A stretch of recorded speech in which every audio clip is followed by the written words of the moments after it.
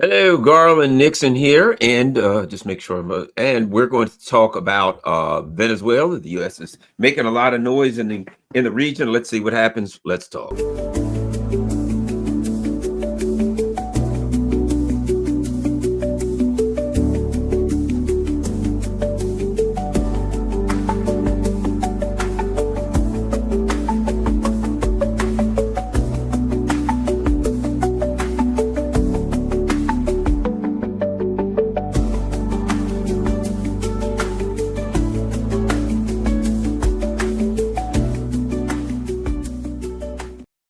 Hello, Garland Nixon here, and yeah, we'll take a few minutes to talk about what's happening in the Caribbean. Apparently, the United States is, making a lot of noise.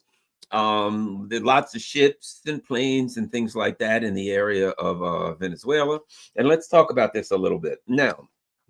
The first, one of the things that I've been saying for a while is that the US is going to keep punching, like a bully. A bully keeps going to the bar and picking a fight with this little guy, picking a fight with that little guy. And sooner or later, the bully gets a bloody nose. Sooner or later, the bully picks on some person and the person's able to swing back. And the person either gets a lucky punch or maybe the person's able to fight and the bully gets a bloody nose. And Venezuela could be that place. I think that the U.S. is, most likely underestimating Venezuela. I'm not saying Venezuela has a powerful military, but I'll put it to you like this: it's far more powerful than Yemen's military, and the United States struggled with Yemen's military. Couple of things about Venezuela. Has a population of about 30 million. It's a large country. Venezuela is about the size of France and Germany combined. Not a small country. They've got really, based on my travels in Venezuela, I saw types of topography.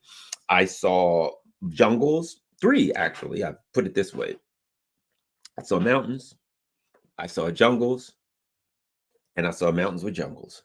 So as far as, even the city of Caracas is in the mountains. I mean, I went to this one restaurant where you have to get up on this, you get on this like elevator thing that goes way up the side of this cliff to the top of this mountain in the restaurant. It's like a resort on top of the mountain, and you look out over the city and you can see for God knows probably hundreds of miles. But I mean, there's mountains everywhere. It's a very, very mountainous country. Beautiful. I understand is it is on the same something like latitude or longitude or something like that. I don't know, but as Hawaii, and having been to both, it does look similar to Hawaii. The mountains look similar. A lot of rainbows like Hawaii. Um, it's a beautiful place. Um, and let's look at let's look at this. Let's do a little something. Could they fight back? Let's look at Venezuela's. This is from Military Watch magazine. Let's check this out. Military Watch magazine. What do they say about Venezuela? Venezuela, let's see. Crap. I hate that. Okay.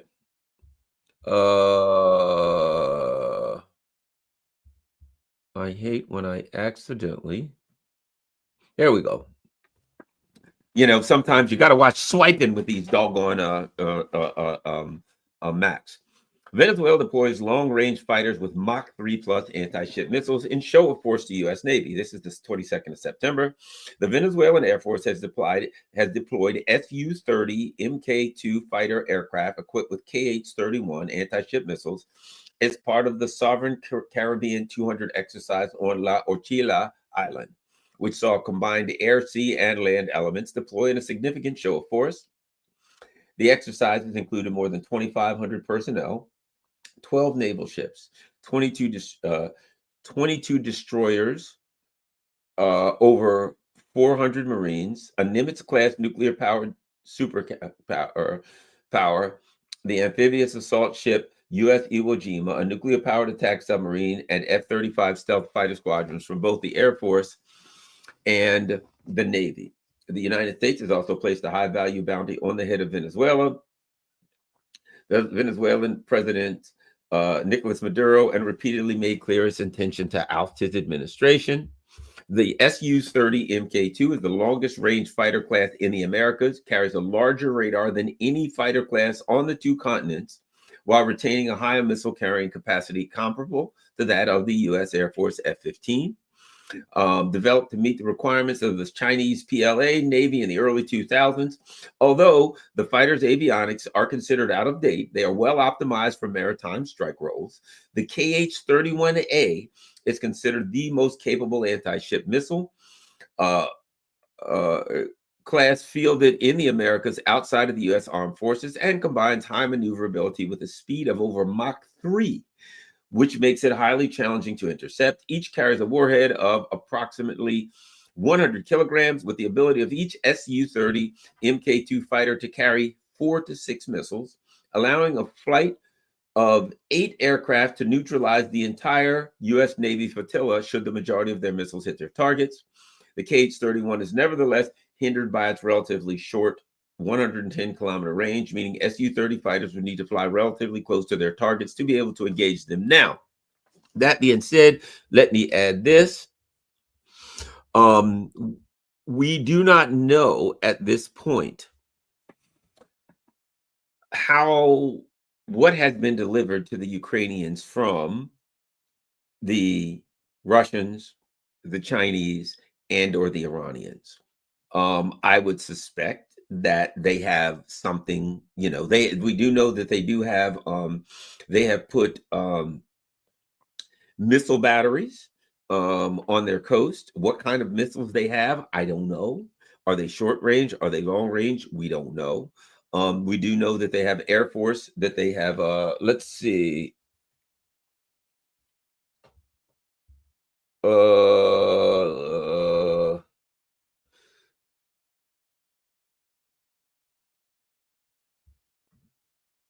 let's look at this. Let's go back to 2018. Oops. Here's something to look at. I'm going to go all the way back to 2018. 2018. Venezuela seeks Russian assistance in modernizing air defenses amid U.S. threats. How well protected is its airspace? Okay. Now, I'm not going to say, let's see. I don't know. Let's see. With the country's vast in the field, they have included 24 SU. So this is what back in 2018 they were talking about some of the things they had gotten, and they said 24 Su-30 air superiority fighters, S-300 long range surface to air missile systems, Buk M2E air defense systems. The Buks are very good short range air defense systems. Shorter range S-125 systems for low flying aircraft. Let's see, Su-30 fighters in service are equipped with R-27ER and R-77 air-to-air munitions with engagement range of 130 and 110 kilometers respectively, surpassing those of the American AIMS 120B and 120C. The Su-30 Mk2 is a high-end air superiority fighter and the most capable variant of the flanker design other than the Su-35. So I don't know. Again, we don't know where Venezuela is, but for those who were wondering, as far as their defense and attack capabilities, but for those who are wondering about it, this is not Nicaragua, okay? This is not Haiti or some small place like this. Venezuela is a very, very large country, extremely large. It is the size, as I said. Let me do a search here while we're there. How big is Venezuela? Why don't we try to figure that out? 32nd largest country in the world, twice the size of California.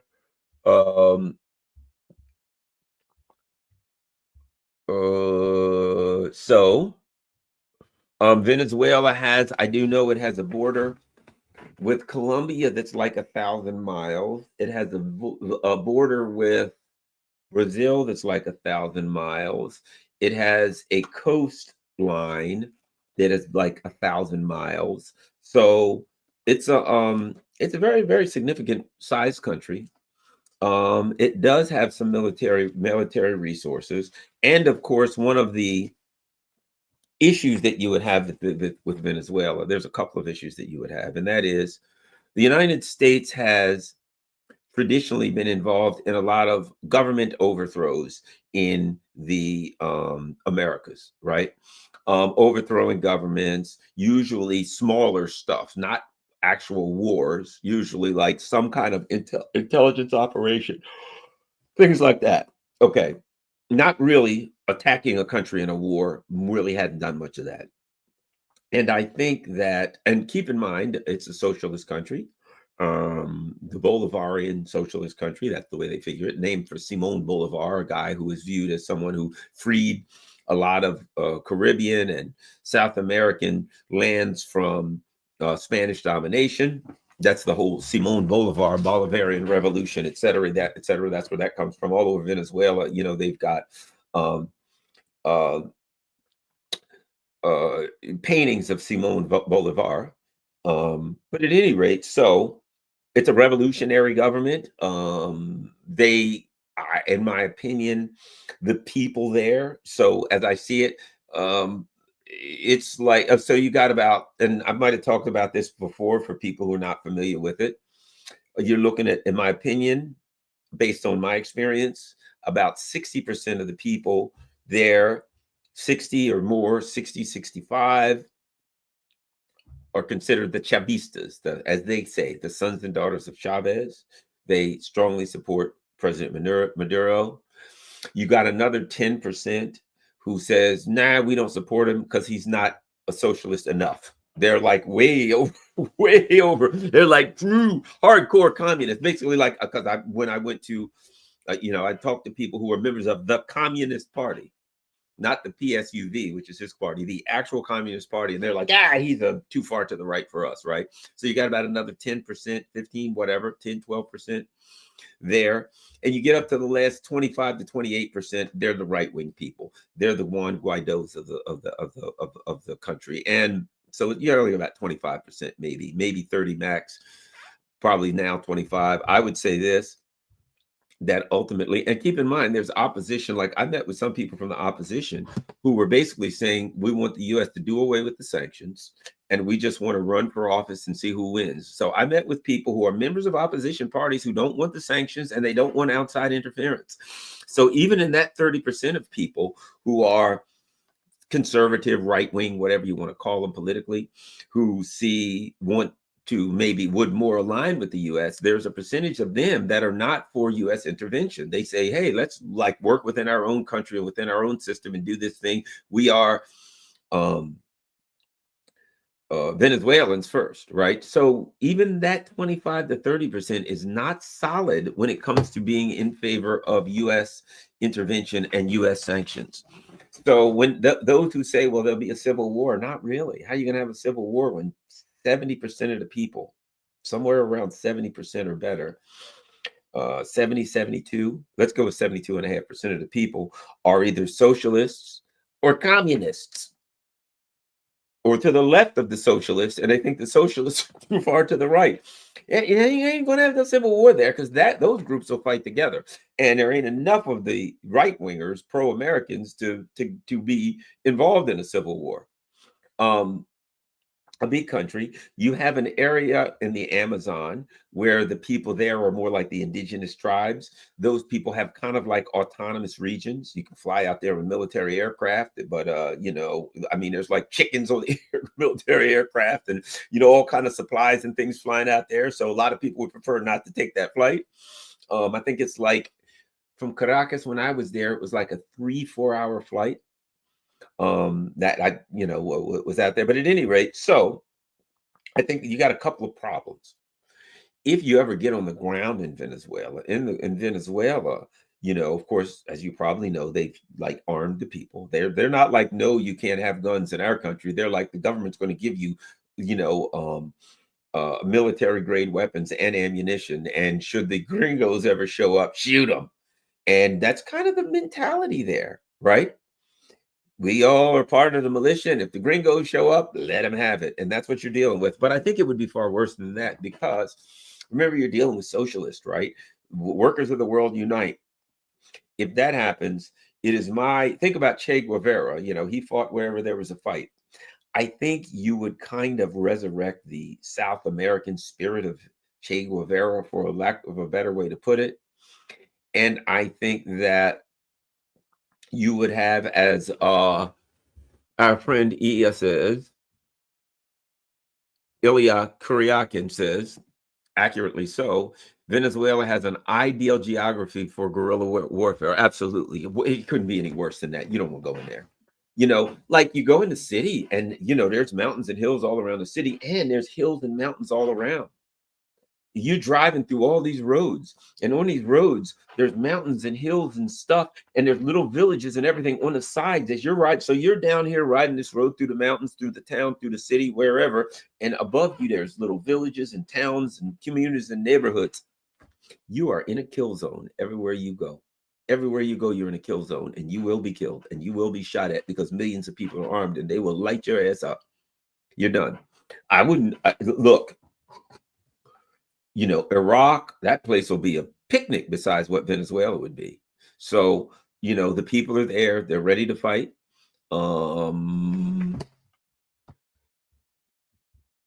Let's do this.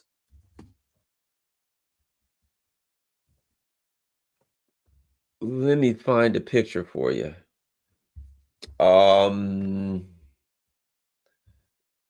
There was something about the what they call their, I don't see it. They had oh, here we go.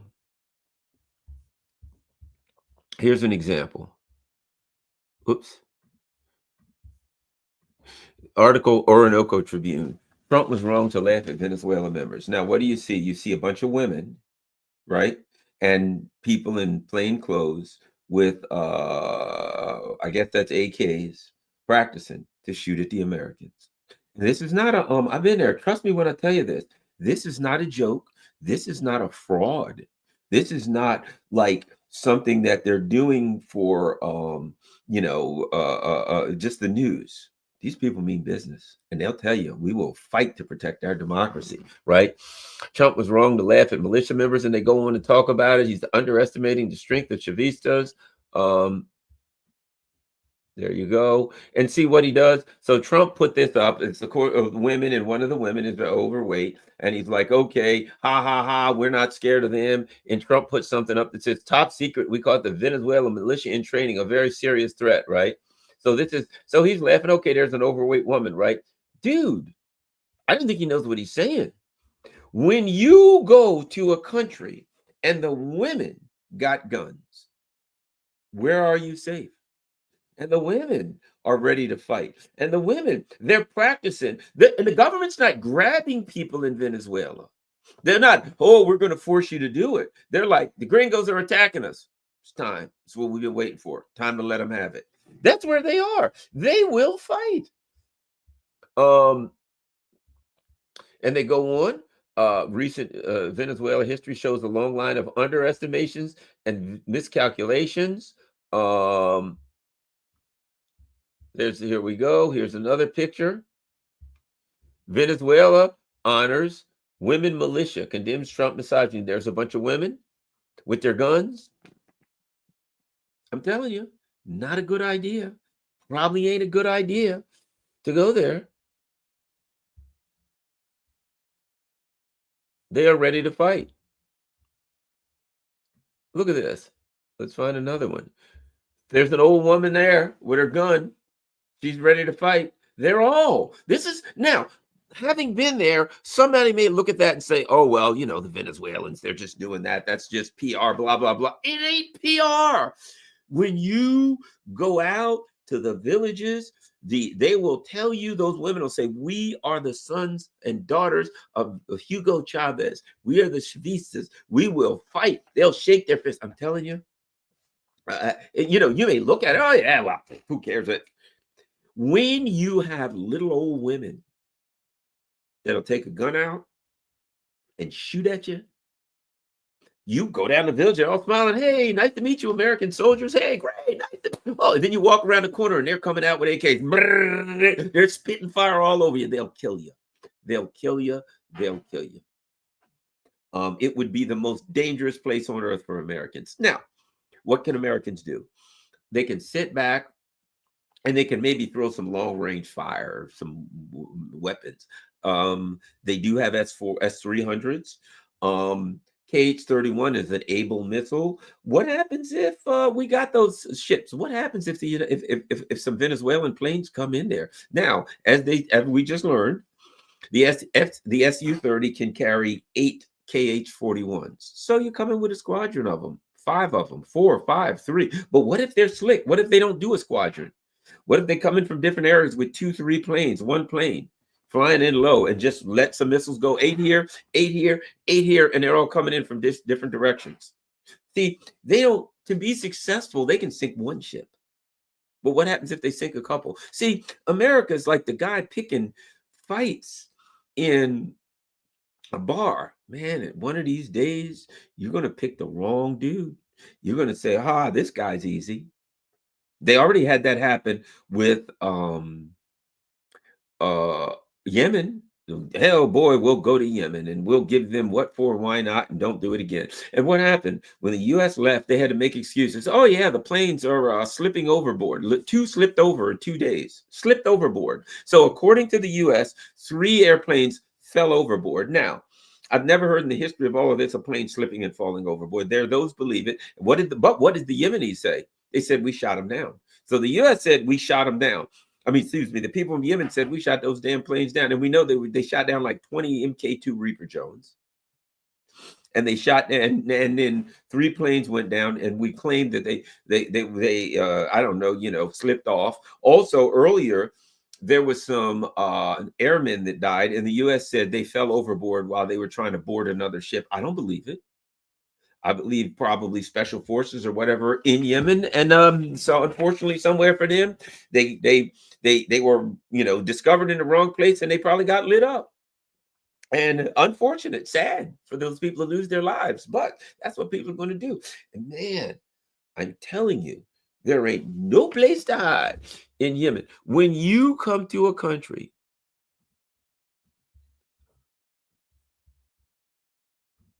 and this is what you're looking at, oh, you can laugh. Look at that, a little old woman with an AK with an extended stock. Oh, darn. Ha, right? Again, look at this. Venezuela militia swells to 8 million. International supporters pledge to join. And she looks very Venezuelan. Then she looks like a Chavista. A lot of Chavistas are,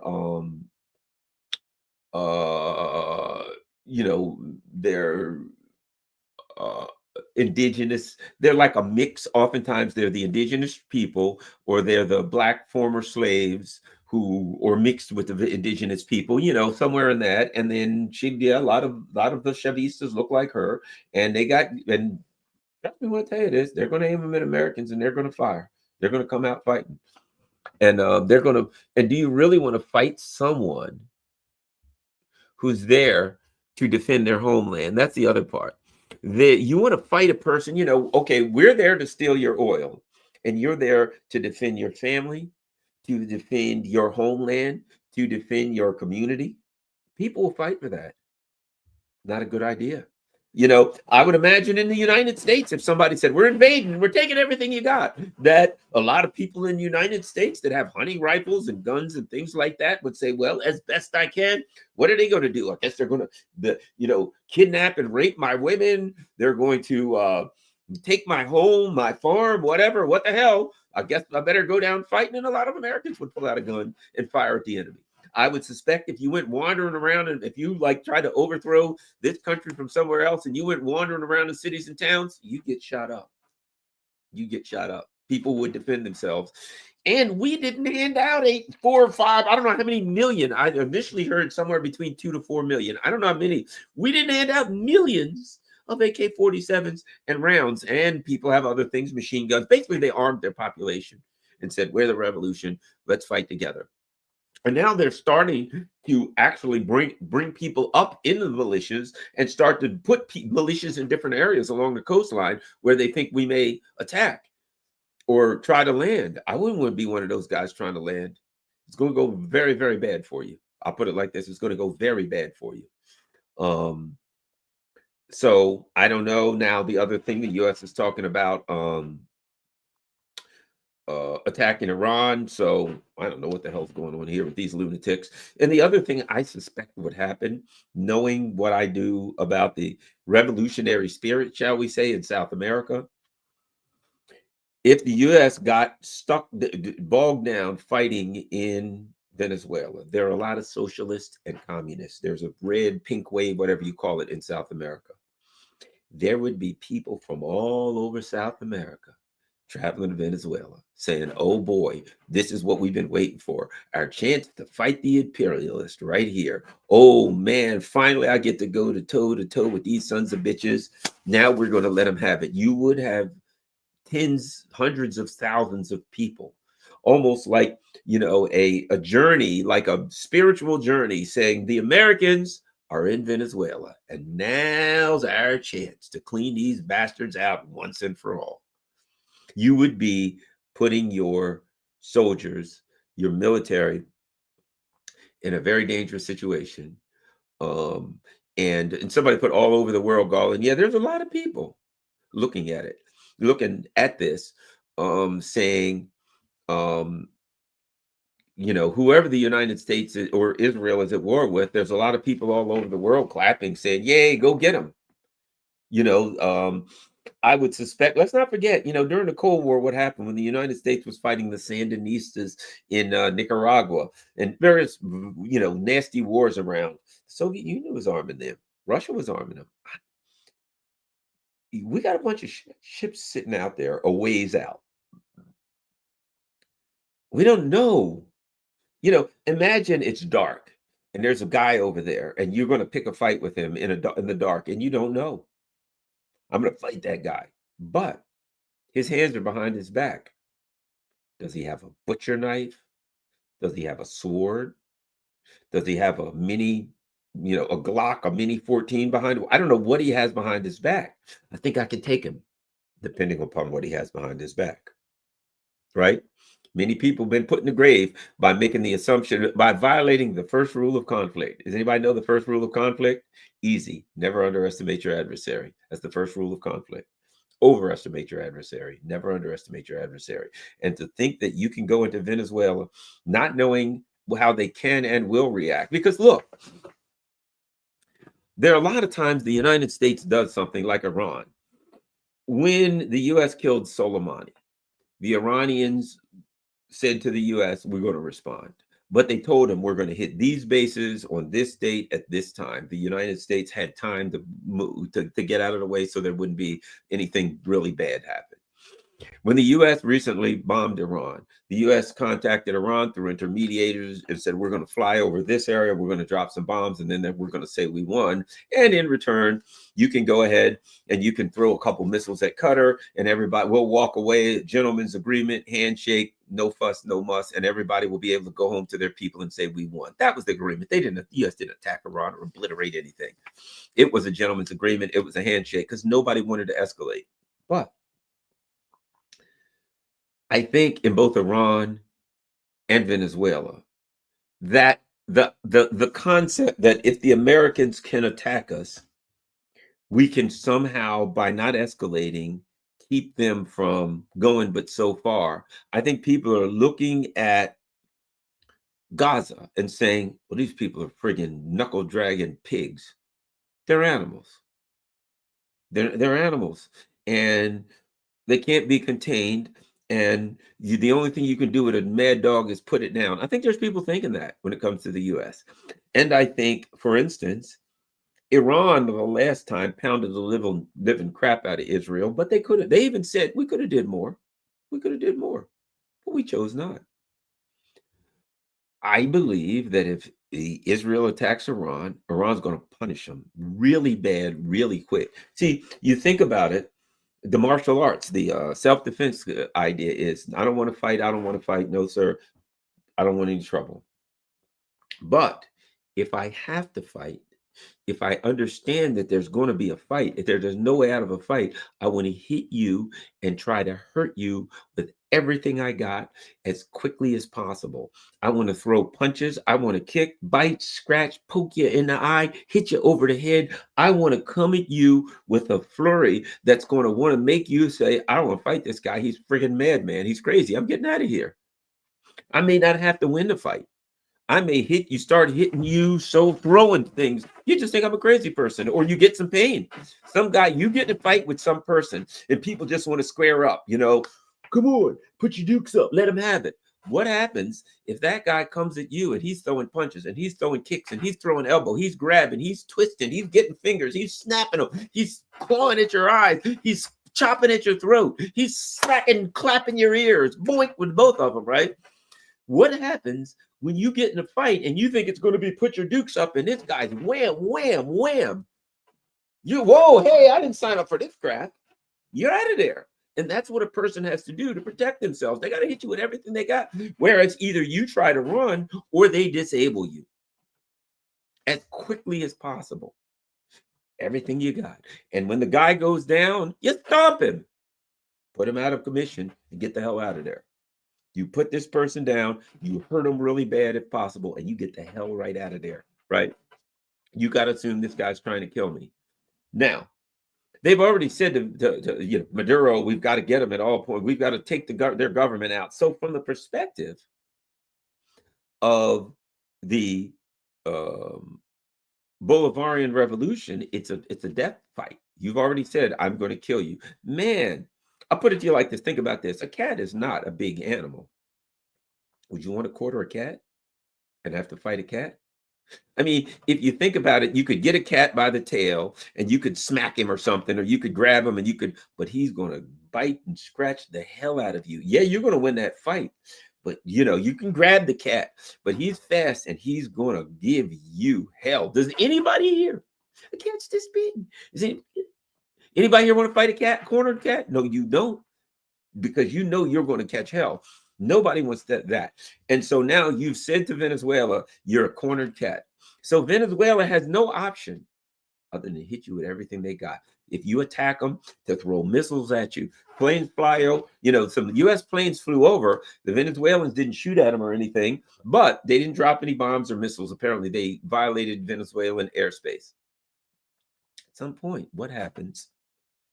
And it's inevitable, whether it's Iran or Venezuela, it is inevitable that the United States is going to pick a fight with some little guy they think, and that guy's going to bloody their nose really, really bad. And it is possible that it could be Venezuela.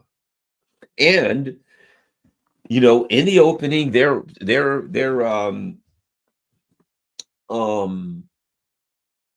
U.S. is going to have to sit back at a distance. I don't know. Venezuela has a couple of submarines, so I don't know whether or not their submarines will be effective in attacking U.S. ships or not. I don't know. The submarines that Venezuela has were originally built in Germany, so it's likely that the Germans have given a lot of information about the submarines to the Americans, such as their signature, their underwater signature, things like that. Electromagnetic signature, all of that's possible. I don't know. But they got a couple of submarines, but they have a Navy. They have like I said, the Su-30s and some F-16s. I don't think they got that many F-16s. I think it's mostly Su-30s. I don't know how many S-300s they have, but an S-300 is a very capable system. Books, I don't know how many they have. It's a capable system. So the bottom line is they got some capable systems. And again, we don't know what else. What happens if the United States goes down there? Okay, we're going to let them have it, and we get a couple of ships get sank. What then? What happens if some planes get shot down? What then? What happens if the U.S. engages Venezuela? And just think about this. We had to get out of the Red Sea because the Houthis were scaring us. The Houthis, I believe I saw pictures online over the course of the Biden administration with damages to ships. The Biden administration claimed that the Houthis never hit us with drones, but I saw pictures online. I don't know if they were true or not. I remember when was the USS Virginia or one of them, they said, "Oh, it's going off station and it's just going to go back to I think it was San Diego, right?" And there were people saying, because the Houthis says, "Ah, we hit one of their ships. We hit hit an aircraft carrier." And then the U.S. said, "No, no. Now, of course, this particular ship is going back to San Diego for routine work. They weren't hit. We'll replace them with something else." And I saw pictures online of a ship with some black area, looked like it had been hit by missiles or something, drones. And the Houthis said we hit them, and the U.S. said that we didn't. So it's quite possible that the Houthis, in fact, I would argue it was likely that the Houthis had some strikes with their drones. I mean, just look what they're doing with the Israelis. They're definitely having some success and some strikes with the Israelis. People forget that the Houthis were fighting for what, 5, 6, 7, 8 years, the UAE and the Saudis. And the reason the UAE and the Saudis, excuse me, both had to tap out, they both had to tap out. And the reason is because they said to the UAE, you know, you got a lot of glass cities, Dubai, etc. Be a shame for some drones to come flying into them and bust the hell out of all of that glass. And the UAE said, come to think of it, I think we're busy. And they were out. And they busted like 20% with drones. They destroyed like 20% of the Saudi Arabia's oil production facilities. And the US sent in Patriot missiles of systems, and they couldn't stop them, and which is obvious because they can't stop them from coming into Israel. So Saudi Arabia had to tap out because the drone and missile capabilities of the Houthis was taking its toll on them. So my point is the Houthis, with their drone and missile capability, were being able to inflict some pain on the Saudis, on the UAE, using who use American aircraft and air defense system. And I just suspect, based on all I'm reading, that the Venezuelans have far more capabilities than the Houthis, including long-range strike fighters. That if I were Venezuela, if the Americans attacked me, I'd hit them, as I said, same with self-defense. I'd hit them with everything I could hit them with, as quick as I could, as hard as I could. That would be that, because that's the only way I know. If somebody attacks you, you hit them with everything, especially if they're bigger than you and stronger and all that, dominant. Then you really got to, I mean, no matter what happens, if somebody attacks you, they should think they lit into a crazy person. It's just like if somebody attacks you, what's the old saying? If somebody attacks you, what do you do? Do you curl up? Oh, please, no, no, no, no, no. The term is punch your way out of it. If somebody attacks you, immediately counterattack. You take a hit, a punch, they grab you, right? Don't like, oh, I'm trying to get out. You want to attack. They grab you. They got your arms together. Is that groin there? Slap the groin, grab the groin, scratch, bite. Oh, there's an ear. They grab you right there. There's their bite that friggin' ear. Nose, bite anything you can bite. They'll let go then. And as soon as you, let's say somebody grabs you and pulls you up here and you bite their ear till blood comes out and they let go. As soon as they let go, strike the groin, strike the eye, start. Do not allow them to stop and think. If somebody attacks you, attack as brutally and viciously and quickly as you can. Counterattack, and do not stop counterattacking. Because if you stop counterattack, then they'll come at you again. Counterattack them. You want them to just say, oh my God, this person's crazy. I got to get out. Ouch, ooch, ouch. You want them to run. And you want to attack, and you want to go for the weakest thing you can.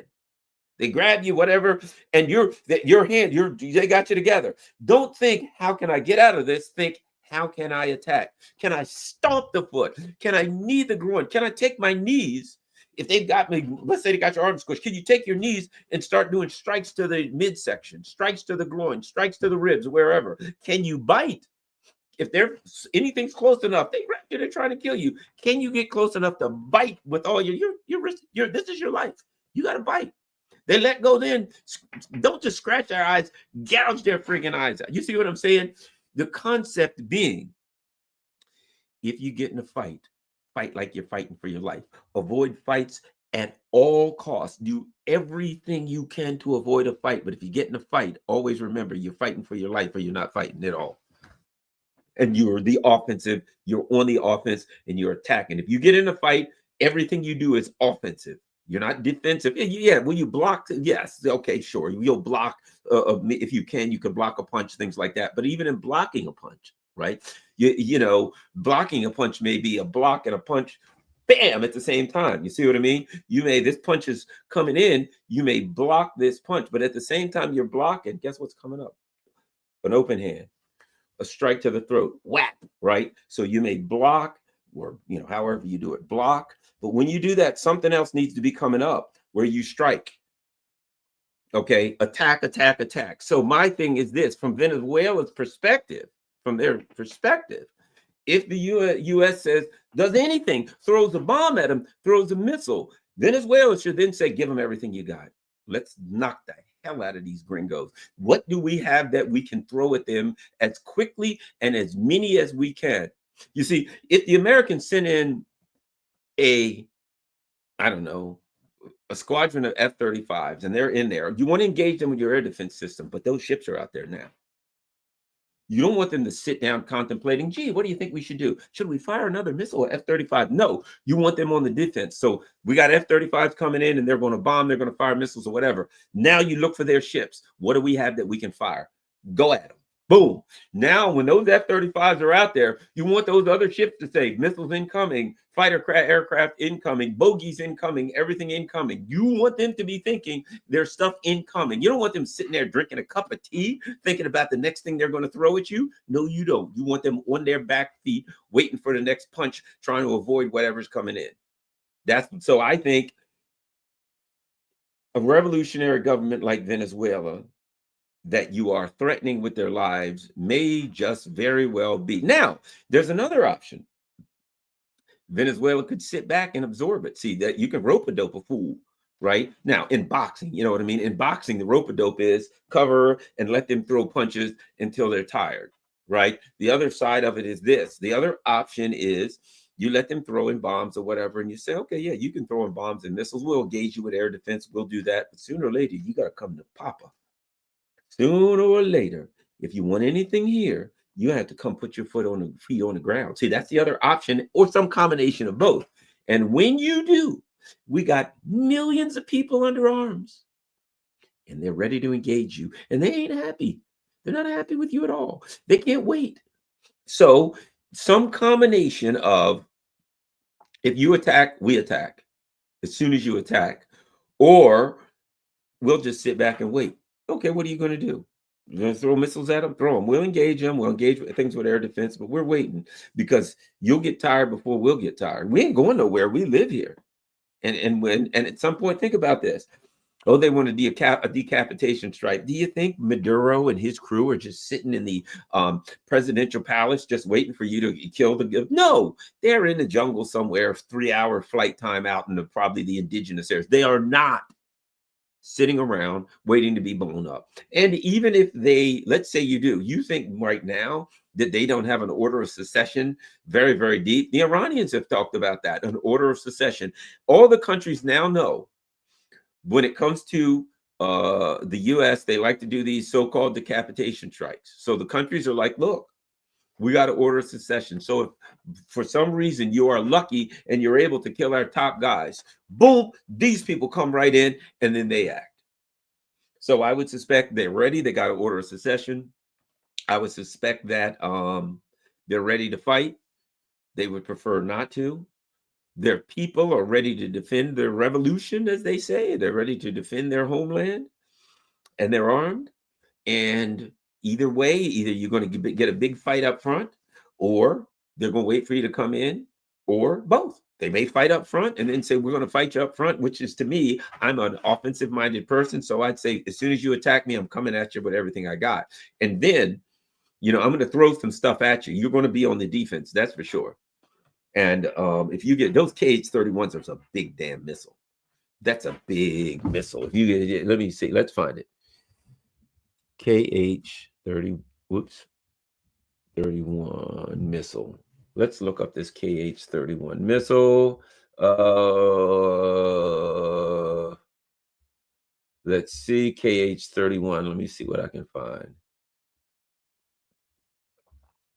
Uh, let's see. Let's look. So apparently they got some KH-31s. Let's see if we can find it. Share screen, KH-31. Let's talk about it. The AS-17 Krypton, known by its Russian designation KH-31, is an air-to-surface and anti-radiation missile. Okay, that's not it. The missile has dual roles. It can function as an anti-ship missile as well as an anti-radar missile for of um, suppression of energy air defenses. Okay, carried by Su-30, which they have, right? Missile use, okay, distances of 110 kilometers, depending upon the variant profile. Uh, both variants, it's anti-radar, uses passive radar homing to find and home, on enemy radar emitters. Both variants are capable of high precision, making them effective for striking both naval and land-based targets. Its relatively large size and weight mean that fewer missiles can be carried by the launching aircraft, impacting payload options. It had supersonic speed, but it consumes a lot of fuel, quickly limiting its range. Versatile supersonic air-to-surface missile capable of anti-ship, and it offers suppression of air defense roles. High speed accuracy limited by size, weight, and operational constraints. Okay, so bottom line is this: I do know that the KH-31 is something that's been used by the Russians a lot in Ukraine. And it's a problem that the Ukrainians have had a big problems with the KH-31. I know it's a huge missile and carries a heavy payload. And if it hits a ship, it's a big problem. KH-31 hits a ship. It is a big, but it does do, it does do air to surface, but it's a huge missile. And for that to hit a ship, now let me see, there's another one, and I don't know if they have it. Let's look at this other one.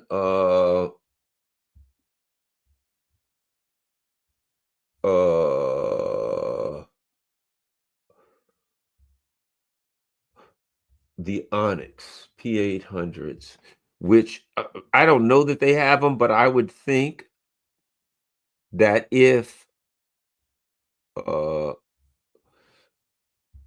if Russia has been doing, if they're giving them anything for anti-ships, it's going to be the Onyx. Nasty, nasty missile. Nasty missile.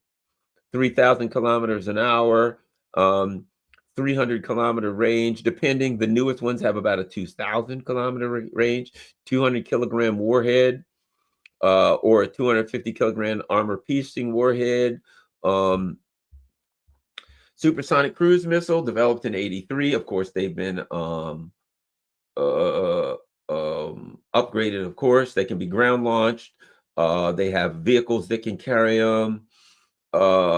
They say they've been using more use against ground forces in Russia's fight against Syrian rebels. So this is a while.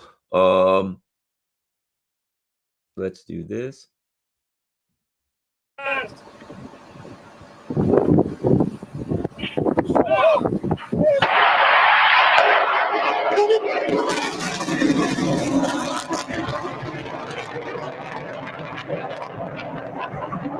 Есть красотуля. Легла на боевой. Все. Есть. Носовик пошел. Yeah, there we go. So that's the Onyx. So my point being, it's pretty nasty.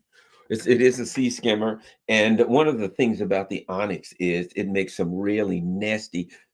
Some of these, a number of these missiles, or even the old Russian Sunburn missiles. The thing about these missiles are they make these violent turns, and when they get to the terminal phase, so they'll come in on you, and some of them will just come in on you and make these unbelievable jerky, herky turns, and then some of them will do boom, boom, boom, and then they'll go up and straight down right through the middle of your deck.